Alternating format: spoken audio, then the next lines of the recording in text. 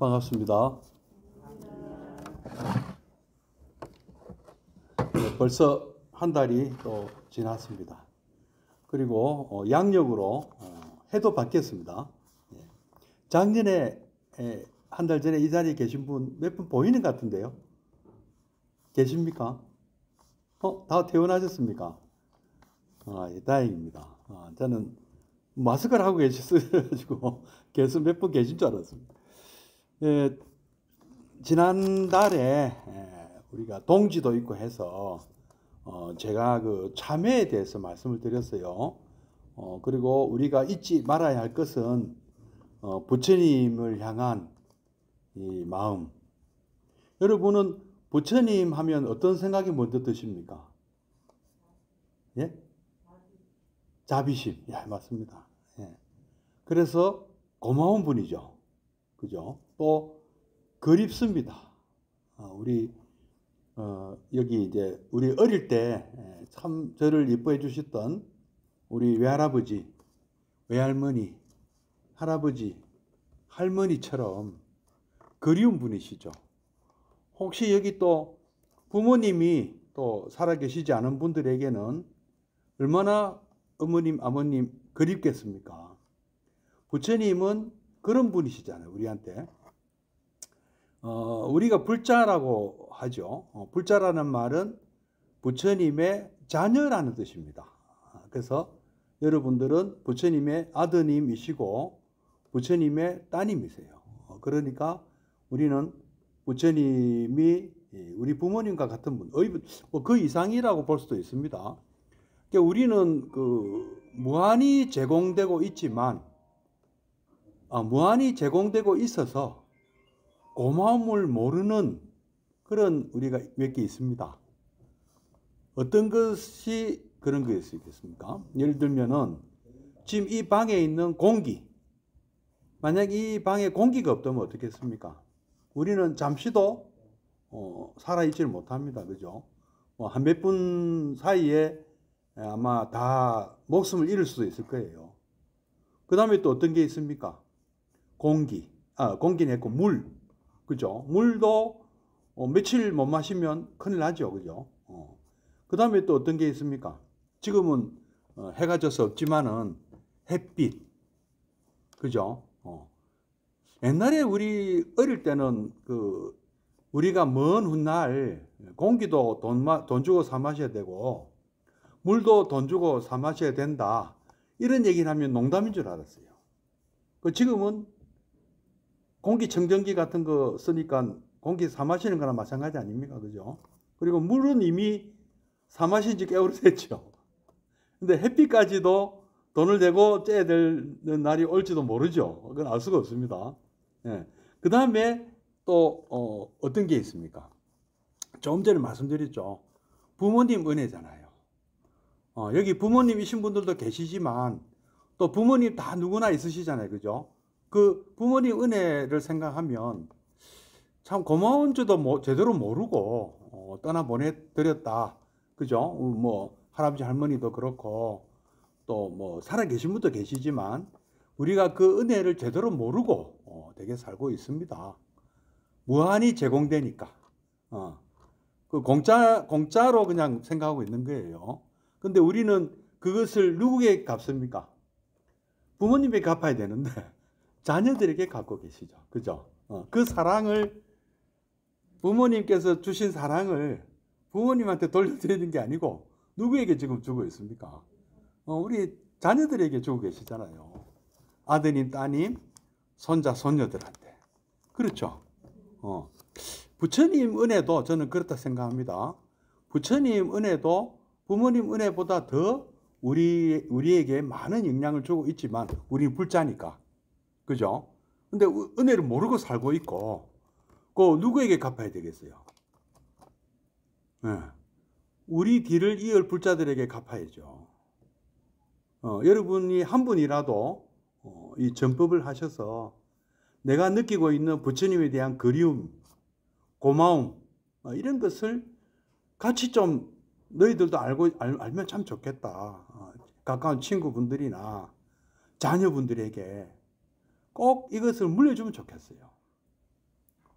여러분만 불자로서 삶을 마치지 마시고 사랑하는 손자, 손녀까지 그 더 넘어 정손자, 정손녀까지도 좀 물려주면 좋겠어요. 우리 이웃 종교에서는 흔히 모태신앙 얘기를 많이 하는데요. 진짜 우리나라 사람들의 모태신앙은 무엇입니까? 불교 아닙니까?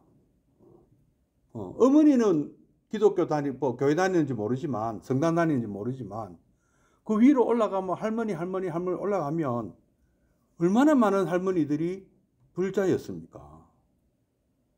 그렇지 않습니까? 네. 근데 우리는 어쩌다가 오늘날 불교가 이 지경인지 모르겠습니다. 며칠 있으면 성도제일이 옵니다. 여기 포교사 뒤에 띠 두르신 분들이 포교사 분들이시잖아요. 시험 치고 합격하신 분들이에요. 그때 포교사 시험 공부할 때 외워야 되는 게 그 4대 제일이에요. 부처님 오신 날 48, 그 다음에 출가제일 28, 그 다음에 성도제일 12.8, 그 다음에 열반제일 25. 이거 외우셨죠? 48, 28, 12.8, 25 이렇게 외우면 그 시험이 그게 한 번씩 나오더라고요. 그렇게 시험도 치고 그랬는데 음력 12월 8일이 바로 성도제일입니다. 이제 곧 옵니다. 그러면 이제 오늘 제가 이제 성도가 무엇인가, 뭐 성도제일을 처음 해서 성도란 말이 이게 이제 한자 말이라서 도를 이룬 날이에요. 그러니까 우리식으로 표현하면 부처님이 깨친 날, 깨달음을 얻으신 날 이렇게 됩니다. 그러면 부처님께서 음력 4월 8일 소위 말하는 초파일이죠. 4월 초파일 부처님 오신 날에 태어나셨죠. 그죠? 지금 인도의 네팔 땅에 있는 카필라바투는 인도에 있었는지 모르겠습니다만은 룸비니라는 부처님이 탄생했던 그 자그마한 거기에 유적이 발견이 됐어요. 그래서 지금 룸비니는 네팔에 있거든요. 그래서 거기서 탄생하셨다. 그리고 음력 2월 8일에 출가하셨다. 29의 나이로 출가를 하셨고, 그리고 이제 좀 있으면 이제 12월 8일이 오는데 이날 마가다 왕국의 부타가야라는 곳에서 깨달음을 이루셨다. 이렇게 나옵니다. 물론 음력 15일에 또 열반에 드시죠. 구시나가라에서 열반에 드시는데요. 부처님이 그럼 깨달았다는 그 내용이 도대체 무엇인가? 요게 이제 굉장히 이제 궁금한 것이죠. 여러분은 궁금 안 하신가요? 예? 궁금하시죠? 그리고 수많은 우리나라 불자님들이나 불자님뿐이 아니고 특히 우리 스님들은 이 깨달음을 구하고자 엄청 노력하고 계시잖아요. 그죠? 그리고 잘 알고 계시죠? 엄청 수행, 정진하고 계시다는 것을. 그러면 도대체 부처님이 그 깨달으시다는 내용은 뭐냐 하는데 이게 옛날에는 이런 경전이 구하기가 참 힘들었습니다. 경전 구하기 위해서 목숨 걸고 인도까지 가야 됐어요. 근데 이제 인도에서 중국으로 전해진 것을 우리가 중국에 가서 많이 구해왔습니다. 여러분들이 보시는 경전은 막 한문이 많잖아요. 그죠? 그죠? 조금 전에 여러분 천수경 외울 때 보면 반야신경도 그렇고 굉장히 한문 아닙니까? 근데 이게 원래 인도 산스크리트어 또는 빨리어로 된 경전들이 또 있습니다. 그래서 이런 경전들이 수많은 세월을 지나면서 수많은 나라를 경유해가지고 우리까지 전해져 왔습니다. 근데 그래서 굉장히 구하기가 힘들었어요. 그래서 이것을 경전을 이렇게 많은 사람들이 읽도록 부처님 말씀을 많은 사람들이 읽도록 노력하신 분들이 굉장히 많았죠. 그래서 인도에서 오신 분들도 있고요. 뭐 대표적인 예가 구마라접 스님 같은 경우 인도에서 출발한 건 아니에요. 근데 아버지가 인도 스님이었고 어머니는 지금의 중국 땅인 서역의 구차국이라는 조그만 나라의 공주님이셨어요. 그 두 분 사이에서 난 아들이 구마라접이라는 스님이 계셨고요. 이분은 그러니까 뭐 인도에서 왔다고 볼 수가 있습니다. 또 반대로 당나라에서는 현장 스님이 인도로 갔습니다. 가서 구하러 갔고요. 우리나라에서 누가 갔습니까? 혹시 아시는 분 계세요? 해초 스님이라고 인도에 가신 분이 계세요. 끝내 돌아오지는 못하셨어요. 중간에 아까 그 서역이라는 곳에서 중국에서 머물다가 중국에서 돌아가셨어요. 일반에 드셨는데 또 우리나라까지 오신 인도 스님이 있었습니다. 백제 침류왕 때 마라난타라는 스님이 중국으로부터 왔는데 이분의 처음 출발점이 이 사람은 인도 분이래요. 마라난타라는 분이 우리나라까지 왔다. 이렇게 수많은 스님들과 어떤 뭐 번역도 그걸 또 가져와서 구마라저 스님이나 현장 스님 같은 경우는 그것을 이렇게 번역을 해서 우리에게 전해줬습니다. 그리고 또 한편으로는 우리가 그동안에 소승불교라고 조금 비하했던 오해를 했던 남방 데라와타 불교 쪽에서 지금의 미얀마, 그다음에 스리랑카, 그다음에 태국 이런 데를 경유해서 니까야라는 빨리어로 된 니까야라는 경전이 또 들어오고 있습니다. 그래서 지금은 이게 번역이 다 되어서 많은 분들이 이것을 통해서 부처님 말씀을 배우고 계세요. 근데 이 내용에 의하면 부처님의 깨달은 내용의 윤곽이 드러납니다. 지금까지 이런 내용들을 종합해 보면 제가 이렇게 볼 때는 이런 것 같아요. 저는 깨달음을 이룬 사람은 아닌데요. 부처님께서 깨달았다는 내용이 무엇이냐 하면은 이제 부처님은 출가를 하실 때 어떤 마음으로 출가하셨냐면은 간략하게 말씀드리면 부처님은 남다른 어떤 공감 능력을 갖고 계셨나 봐요. 그래서 남이 아픈 거를 보고 본인이 아픈 것처럼 느끼셨던 분이에요. 우리는 내가 아픈 것도 내가 모르는 분도 계세요. 암이 진행이 되는데도 모르고 뭐 3기, 4기 막 돼서 그때서야 아이고 내 몸에 암이 있구나 하는 것을 건강검진을 통해서 아시는 분도 계시잖아요. 그죠? 혹시 여기 계신 분들 계신지 모르겠는데 자기 몸에 발생한 자기의 질환도 잘 모르는 분이 계신데 부처님께서는 남이 아파하는 것을 보고 본인이 아픈 것처럼 느꼈던 분이다. 그리고 남이 늙는 것을 보고 저분들은 왜 저렇게 힘이 없느냐? 저분들은 왜 저렇게 구부정하게 다니느냐? 저분들은 왜 이렇게 지팡이를 짚고 다니느냐? 그래서 저분들은 노인이다. 나이가 많으신 분들이다. 하는 것을 보고 본인도 그런 것을 공감을 했던 거예요. 그러면 나도 저렇게 되는 거냐 하는 것을 느낀 분이에요. 그러니까 부처님께서는 왜 여러분 우리 부처님 오신 날 좀 되면 그런 말씀 들으시잖아요.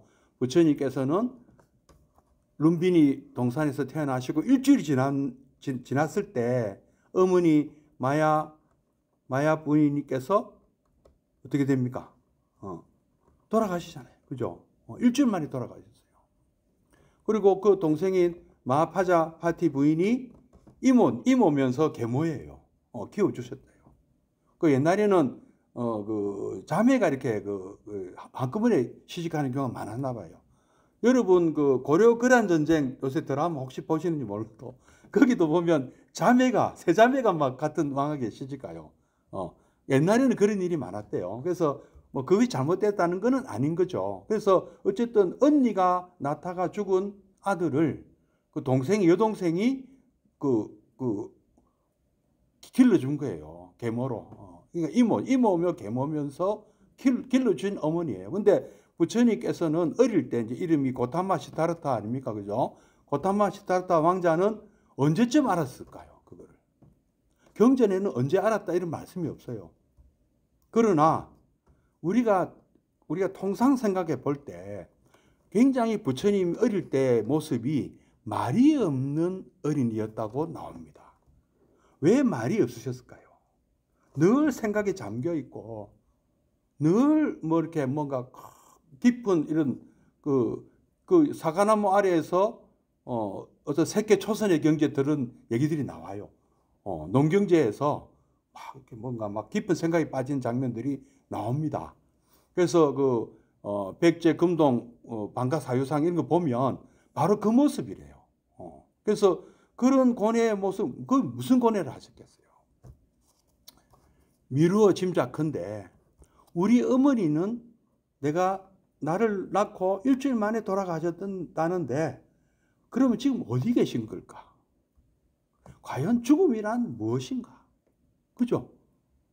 그러면 나도 언젠가는 죽을 거 아니냐. 지금 살아계신 수토다나 아버님, 수토다나 왕이나 나를 길러주신 마하파자파티 어머니나 그리고 내가 지금 결혼한 지 얼마 안 된 야소다라 공주나 그리고 야소다라 공주가 낳은 내 아들 라울라도 다 죽는 거 아니냐. 다 병들고 늙고 죽는 거 아니냐. 그죠? 그리고 우리에게는 끊임없이 걱정거리가 생기더라. 슬픈 일이 자꾸 생기더라. 그리고 우리에게 자꾸 고민이 생기더라. 번뇌가 생기더라. 생로, 병사, 우비, 고뇌라는 이런 우리에게 다가오는 뭐 기쁜 일도 있죠. 애기가 뭐 아들 태어났다, 손자 태어났다, 손자 태어났다, 결혼했다, 취직했다, 뭐 좋은 학교 갔다 이런 좋은 일도 있지만 서울대학교 갔다 좋아하자마자 좀 있으면 무슨 일이 생깁니까? 등록금 어떡할 거냐? 그 하숙은 어디다 시킬 거냐? 서울에 원룸 어디? 원룸 월세가 이렇게 비싸? 학교는 어떻게 보내?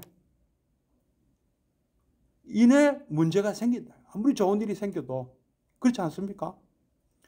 그동안에 시집 장가 안 가고 애먹이던 네 아들, 딸, 내 시집 장가 갔는데 또 행복하게 잘 사는가 했더만은 2, 3년이 훌쩍 지났어요. 그러면 뭐가 또 걱정됩니까? 왜 아기가 없어? 그죠? 우리는 행복한 것은 잠깐이고 계속 새로운 문제가 발생하는 거예요. 소원도 지난 연말에 제가 3가지 소원 빌으라고 말씀드렸는데 3가지 갖고 어림도 없어요. 그죠? 그렇지 않습니까? 매일 3가지가 생기는 것 같아요. 매일 해결해야 될 일이 생긴다. 그리고 진짜 문제는 뭐죠? 우리는 세월이 가니까 자꾸 올해 벌써 내가 60이네. 올해 벌써 내가 7순이네. 올해 벌써 내가 80이야. 상상도 못했던 일들이 현실로 막 다가오고 있는 거예요. 이제 점점 한번 아프면 전에는 5일 만에 일어섰다면 이제는 일주일이 지나도 회복이 안 돼. 전에는 한참 술 잘 마실 때는 밤새도록 마셔도 끄떡 없었는데 지금은 저녁에 반주 한 잔 마셨는데도 아침에 너무 힘이 들어. 소화도 제가 어릴 때 삼국지 보고 놀란 건데요. 거기에 엄한, 황충 이런 나이 많은 장군들이 나오는데요. 이 사람들이 막 자랑을 해요. 나는 술을 몇 마리를 마시고 고기를 몇 근을 먹을 수 있다고 자랑을 해요. 그 어린 마음에 제가 중학교 다닐 때인데 이게 무슨 자랑이냐고 잘 먹는 게. 근데 지금 이해가 돼요. 나이가 들면 이거 잘 먹는 게 자랑이 되는구나. 그죠? 못 먹는 게 많이 생겨요. 우리 머리 갖고 출가해서 못 먹는 게 그게 문제가 아니고 나이가 들면 저절로 못 먹는 게 많이 생겨요. 소화가 안 되고 그러니까 씹지도 못하고 소화도 안 되기 때문에 먹는 것도 잘 못 먹어요. 그렇지 않습니까? 약만 계속 먹어요. 약으로 배 채우는 것 같아요. 심지어는. 이런 문제들이 엄연히 존재하고 있다는 것을 부처님께서는 내 문제로 생각하십니다. 자신의 문제로 생각해요. 이거 해결 안 되고는 내가 지금은 남이 볼 때는 다 행복하게 나를 봐. 큰 회사 중역이고 뭐 아파트 뭐 강남에 막 몇십억짜리 아파트 갖고 있고 잘 나가는 내가 잘 나가는데 그 부처님은 그보다 더 잘 나가셨잖아. 어느 한 나라의 왕자였고 왕위를 받을 왕자였고 아주 잘 살았대. 부처님 표현에 하면은 계절마다 사는 집이 달랐다. 그리고 늘 그 밑에 하인들이 쌀밥을 먹었대요. 하녀들이. 그러면 본인은 얼마나 잘 먹었겠어요. 그렇지? 아들 있지, 저 자식 있지, 너무너무 행복한 삶을 살고 있으니까 더 이 행복이 정말로 오래 지속되면 좋겠다고 생각하신 거예요. 그런데 현실은 보니까, 주변에 보니까 죽는 분들 계시고, 어머니 일주일 만에 돌아가셨지, 나이 많은 사람들도 보이지, 병든 사람도 보이지. 이걸 어떻게 해? 이거를 우리가 알고는 내가는 행복할 수가 없다. 나 이거 해결해야 된다. 그래서 출가하셨잖아요. 아버지가 말리니까, 아버지가 내 소원 다 들어줄 때 출가하지 마라 하니까, 그럼 아버지 나 그럼 늙지 않게 해주시고, 병들지 않게 해주시고, 죽지 않게 해주세요. 이거 해결이 되면 내가, 출가하지 않겠습니다. 그래서 출가하신 거잖아요. 그러면 성도라는 것이 무엇입니까? 그렇다면 이 문제를 해결한 것이죠. 해결했습니다. 부처님께서. 해결책도 우리한테 주셨어요. 경전을 통해 보면 어떻게 하면 이거 다 해결된다 하고 우리에게 가르쳐 주셨어요. 극복이 된다. 어떻게 하면 된다?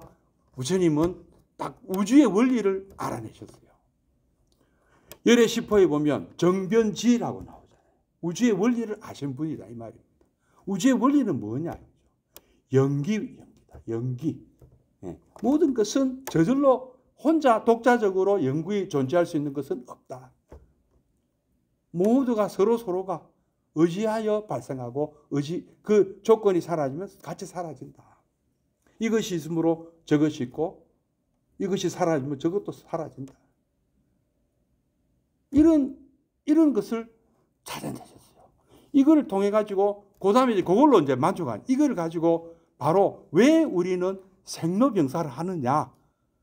그러면 그 생로병사라는 것은 어디서부터 발생한 것이냐? 연기니까 생로병사라는 결과는 어떤 원리에 의해서 발생한 거냐? 이걸 찾아가신 거예요. 그래서 나온 것이 12연기죠. 12연기. 예. 원래 우리는 그러니까 여러분 간단하지 않습니까? 병 안 들리면 병이 안 걸리시면 어떻게 하면 됩니까? 지금 죽으면 되잖아요. 안 늙으려면 지금 죽으면 안 늙잖아요. 그러나 죽는 거는 지금 피할 수가 없잖아요. 그죠? 근데 죽는 거는 뭐 때문에 죽었습니까? 태어났기 때문에 죽었잖아요. 그럼 안 태어나면 되잖아요. 왜 우리는 태어났냐 이거죠. 왜 우리에게는 이런 일이 자꾸 생기느냐? 그 생긴 원인을 없애면 우리는 안 태어난다. 심지어는요, 그러니까 이거 더 어려워지게 가는데, 사실은 태어난 게 아니라고까지 갑니다. 근데 처음부터 우리는 이미 태어났잖아. 근데 이 태어난 것은 어떤 태어나고자 하려는 그런 뭔가 우리가 했던 그 작용들이 있는 거예요. 그게 12연기라는 거죠. 그래서 우리가 태어난 것은 우리가 어떤 존재를 우리는 선택했기 때문이다. 그 선택은 왜 선택했느냐 하니까 우리가 그것을 좋아했기 때문이다. 접촉하고 느끼고 좋아했기 때문이고, 그것은 우리에게 어떤 이름과 이렇게 뭐가 붙인 것을 우리가 감각적으로 받아들이고 이렇게 막 나가요. 그 뿌리를 찾아 들어가니까 마지막에는 무명이 나오는 거예요. 뭔가 우리가 몰랐다는 거죠. 지금 우리나라 경제가 좀 어렵다고 보는 사람도 있을 것이고, 세계 경제가 어렵다, 우리나라 경제가 어렵다 이런 말도 막 있습니다만은 그거 중요한 것이 아니고요. 이런 일이 있는 거예요. 경제 쪽에서만 보면은 지금 뭔가 회사가 잘 안 돌아가는 원인이 뭐나 보니까 물건이 안 팔린대. 물건이 왜 안 팔리냐 하니까 사람들이 안 산대. 그 사람들이 왜 안 사냐 물어보니까 쓸 돈이 없대. 왜 쓸 돈이 없느냐 하니까 취직을 못해서래. 왜 취직이 안 되냐 하니까 회사가 잘 안 돌아가서 그래. 회사가 아주 잘 되면 이 산업설비 투자를 할 거 아니에요. 막 자리를 만들고 공장에 막 공장이나 사무실에 막 자리가 생기거든요. 그러면 취직이 잘 될 거 아니에요. 다 취직되잖아요. 그러면 취직이 되니까 뭐가 있습니까? 월급이 나올 거 아니에요. 월급 나오고 보너스 나올 거 아니에요. 그럼 그거 가지고 물건을 살 거 아니야. 그죠? 그럼 그 물건을 산 돈들이 또 어디로 가요? 다시 공장으로 가잖아요. 그래서 이게 공장이 잘 돌아가는 거는 막 이렇게 잘 되는 쪽이 하나 있는가 하면은 또 안 되는 쪽으로 있단 말이에요.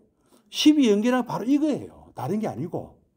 왜 우리는 자꾸 태어날 때마다 이 고생을 하느냐. 그 원인을 찾아 들어가니까 이 무명이더라. 처음에는 무명이고, 그 다음에는 진짜 우리가 좋아해야 되고 챙겨야 될 것을 안 챙겼더라.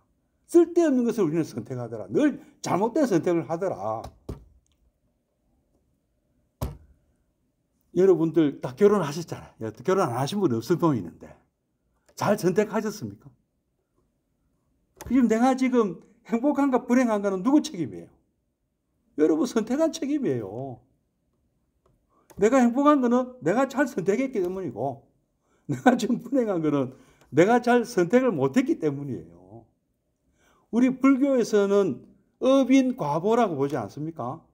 내가 지은 업이 원인이 되어서 그것이 어떤 환경에 연을 만나서, 연기법이 연이 같은 거잖아요. 그 업인이 연을 만나서 그 과보로 지금 나의 지금 삶이 있잖아요. 연기법도 그렇고 인과법도 그렇고 인연법도 그렇고 다 같은 원리로 돌아가는 거예요. 자, 이래서 우리는 지금 무엇을 해야 되느냐? 부처님께서 깨달은 것은 바로 12연기를 통해서 12연기라는 이 윤회의 원리. 그러니까 우리 이 윤회라는 것도 여러분이 알고 있는 뭐가 영혼이 있어서 다시 살고 이게 아니에요. 그런 뜻이 아니에요. 우리는 불교는 무하기 때문에 그런 뜻이 아니고 그냥 우리는 흘러가는 존재야. 살아가고 있는 존재야. 사람이야. 사람이라는 뜻 그대로 살아가는 것일 뿐이야. 어떤 내가 있어서 살아가는 게 아니에요. 낙동강이 있어가지고 낙동강이 흘러가는 게 아니라 이거예요. 흘러가는 그거를 낙동강이라 부르는 거지. 낙동강이 계속 흘러갈 뿐이야. 우리 삶도 그래요. 자, 그럼 낙동강이 흘러서 어느 한 물방울 하나가 흘러서 바다로 갔습니다. 그럼 그 물방울은 어디로 가죠? 저 바다, 저 수평선 넘어 어디로 가지요? 그건 그 다음에 문제잖아요. 근데 그 물방울이 없어진 거냐? 계속 어딘가 있어요. 하늘로 올라와서 비가 돼서 다시 내려올 수도 있는 거고, 어느 다른 나라 가서 다른 강이 될 수도 있는 거예요. 이거 윤회예요. 그건 몰라. 어디로 가서 어떻게 되는 건지 그건 몰라.